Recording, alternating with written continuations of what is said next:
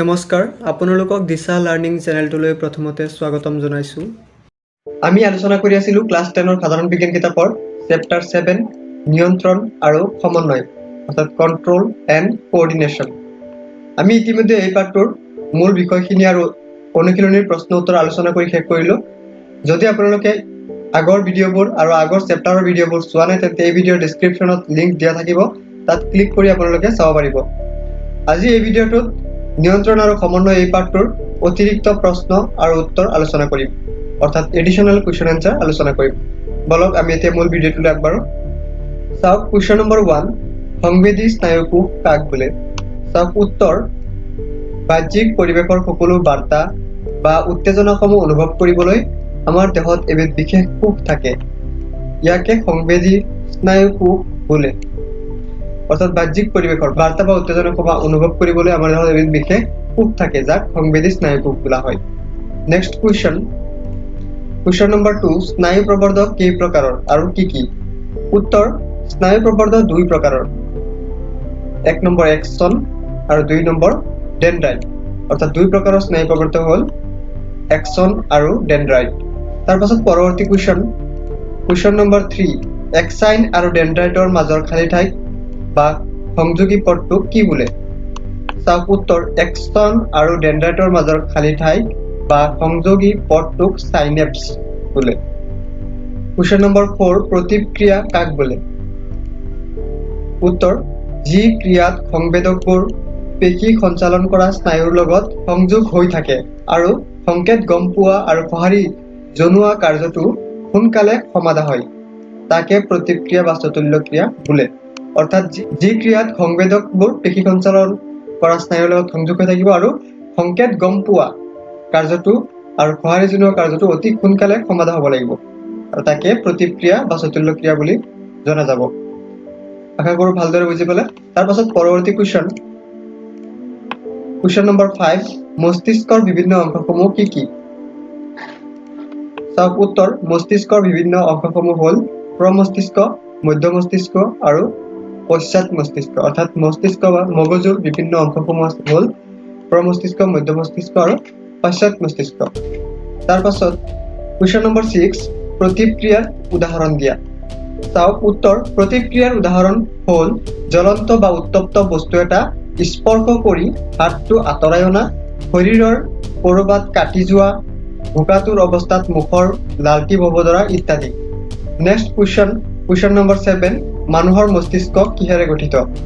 চাওক উত্তৰ, মানুহৰ মস্তিষ্কটো লোকথুপীয়া ধূসৰ দ্ৰব্যৰে গঠিত। কুৱেশ্যন নম্বৰ 8, উদ্ভিদে দেখুওৱা 2 প্ৰকাৰৰ চলন কি কি? চাওক উত্তৰটো হ'ব, উদ্ভিদে 2 প্ৰকাৰৰ চলন দেখুৱায়, সেই চলন দুটা হ'ল 1 নম্বৰ বিকাশ বা বৃদ্ধি নিৰ্ভৰশীল চলন আৰু 2 নম্বৰ স্বতন্ত্ৰ চলন। পৰৱৰ্তী কুৱেশ্যন নম্বৰ 9, উদ্ভিদৰ 2 প্ৰকাৰৰ পোহৰণবেগী চলন বা ফটোট্ৰপিক চলন কি কি? চাওক উত্তৰ, উদ্ভিদৰ 2 প্ৰকাৰৰ পোহৰণবেগী চলন হ'ল 1 নম্বৰ কাণ্ডৰ অগ্ৰ অংশ পোহৰৰ দিশত ধাবিত হয়, অৰ্থাৎ কাণ্ডৰ আগ অংশ ঢাল পাত ইত্যাদি পোহৰৰ দিশত গতি কৰে, কিন্তু 2 নম্বৰ শিপা পোহৰৰ বিপৰীত দিশত ধাবিত হয়। শিপা পোহৰ যিফালে নাথাকে পোহৰৰ বিপৰীত দিশত ধাবিত হয়, অৰ্থাৎ পানীৰ দিশত ধাবিত হয়। আশা কৰোঁ বুজি পালে। তাৰ পাছত পৰৱৰ্তী কুৱেশ্যন নম্বৰ 10, উদ্ভিদৰ দেহত থকা সঞ্জীৱনী পদাৰ্থবিলাক কি কি? চাওক উত্তৰ, উদ্ভিদৰ দেহত থকা সঞ্জীৱনী পদাৰ্থবিলাক হ'ল জিবাৰেলিন, চাইটোকাইনিন, এপচাইচিক এচিড ইত্যাদি।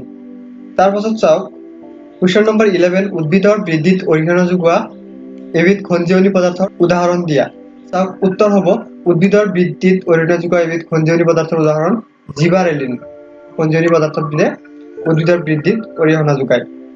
কুৱেশ্যন নম্বৰ 12, মগজুৰ কোন অংশই দেহৰ লৰচৰ আৰু ক্ষমতা ৰক্ষা কৰাত সহায় কৰে? চাওক উত্তৰ, চেৰিবেলাম নামৰ অংশই, অৰ্থাৎ মগজুৰ চেৰিবেলাম নামৰ অংশই দেহৰ লৰচৰ কৰা আৰু ক্ষমতা ৰক্ষা কৰা কাৰ্যত সহায় কৰে। তাৰ পাছত কুৱেশ্যন নম্বৰ 13, অধিবৃক্ক গ্ৰন্থি অৰ্থাৎ এড্ৰিনেল গ্লেণ্ডে নিঃসৰণ কৰা হৰমনবিধৰ নাম কি? অধিবৃক্ক গ্ৰন্থিয়ে নিঃসৰণ কৰা হৰমনবিধৰ নাম হ'ল, চাওক উত্তৰ, এড্ৰিনেলিন নামৰ হৰমন। অৰ্থাৎ অধিবৃক্ক গ্ৰন্থিয়ে এড্ৰিনেলিন নামৰ হৰমনবিধ নিঃসৰণ কৰে। তাৰ পাছত কুৱেশ্যন নম্বৰ 14, থাইৰয়েড গ্ৰন্থিয়ে নিঃসৰণ কৰা হৰম'নবিধৰ নাম কি? চাওক উত্তৰ, থাইৰয়েড গ্ৰন্থিয়ে নিঃসৰণ কৰা হৰম'নবিধৰ নাম হ'ল থাইৰক্সিন হৰম'ন।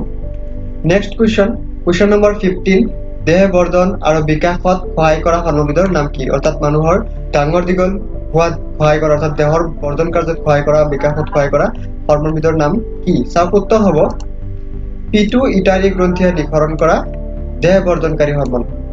অৰ্থাৎ দেহ বৰ্ধন আৰু বিকাশত সহায় কৰা হৰম'নবিধৰ নাম হ'ল দেহ বৰ্ধনকাৰী হৰম'ন। আশা কৰোঁ ভালদৰে বুজি পালে। তাৰ পাছত পৰৱৰ্তী কুৱেশ্যন নম্বৰ 16, কৈশোৰ কালত ল'ৰাৰ দেহৰ পৰা নিঃসৰিত হোৱা হৰম'নবিধৰ নাম কি? চাওক উত্তৰ হ'ব টেষ্টষ্টেৰন। কুৱেশ্যন নম্বৰ 17, কৈশোৰ কালত ছোৱালীৰ দেহৰ পৰা নিঃসৰিত হোৱা হৰম'নবিধৰ নাম কি? উত্তৰ এষ্ট্ৰজেন। নেক্সট কুৱেশ্যন নম্বৰ 18, সচৰাচৰ 10-12 বছৰ বয়সত অৰ্থাৎ কৈশোৰ কালত ল'ৰা ছোৱালীৰ কিছুমান আকস্মিক পৰিৱৰ্তন দেখা পোৱা যায়, ইয়াৰ কাৰণ কি? চাওক উত্তৰ, কাৰণটো হ'ল কৈশোৰ কালত ল'ৰাৰ টেষ্টষ্টেৰন আৰু ছোৱালীৰ এষ্ট্ৰজেন নিঃসৰণ হয়। নেক্সট কুৱেশ্যন নম্বৰ 19, কি হৰম'নৰ অভাৱত ডায়েবেটিছ ৰোগ হয়? চাওক উত্তৰ হ'ব ডায়েবেটিছ ৰোগ কি হৰম'নৰ অভাৱত হয়? চাওক উত্তৰ ইনচুলিন হৰম'নৰ অভাৱত। অৰ্থাৎ ইনচুলিন হৰম'নৰ অভাৱত মানুহৰ ডায়েবেটিছ ৰোগ হয়। তাৰ পাছত অন্তিমটো প্ৰশ্ন, কি পদ্ধতিৰ দ্বাৰা দেহত হৰম'ন নিঃসৰণৰ সময় আৰু পৰিমাণ নিৰ্ধাৰিত কৰা হয়? অৰ্থাৎ হৰম'ন নিঃসৰণৰ সময় আৰু পৰিমাণ নিৰ্ধাৰণ কৰা পদ্ধতিটোৰ নাম কি? চাওক উত্তৰটো হ'ব ফিডবেক পদ্ধতি। অৰ্থাৎ ফিডবেক পদ্ধতিৰ দ্বাৰাই দেহৰ হৰম'ন নিঃসৰণৰ সময় আৰু পৰিমাণ নিৰ্ধাৰিত কৰা হয়। আশা কৰোঁ আপোনালোকে ভালদৰে বুজি পালে। আমি আলোচনা কৰা এই 20টা প্ৰশ্ন এই পাঠটোৰ পৰা আহিব পৰা বা আহিবলগীয়া অতি দৰকাৰী প্ৰশ্ন। আপোনালোকে ভিডিঅ'টো ভাল পালে লাইক এটা কৰিব আৰু বন্ধু বান্ধৱীলৈ শ্বেয়াৰ কৰিব। পৰৱৰ্তী ভিডিঅ'বোৰ পাই থাকিবলৈ আমাৰ চেনেলটো ছাবস্ক্ৰাইব কৰি ল'ব। ধন্যবাদ।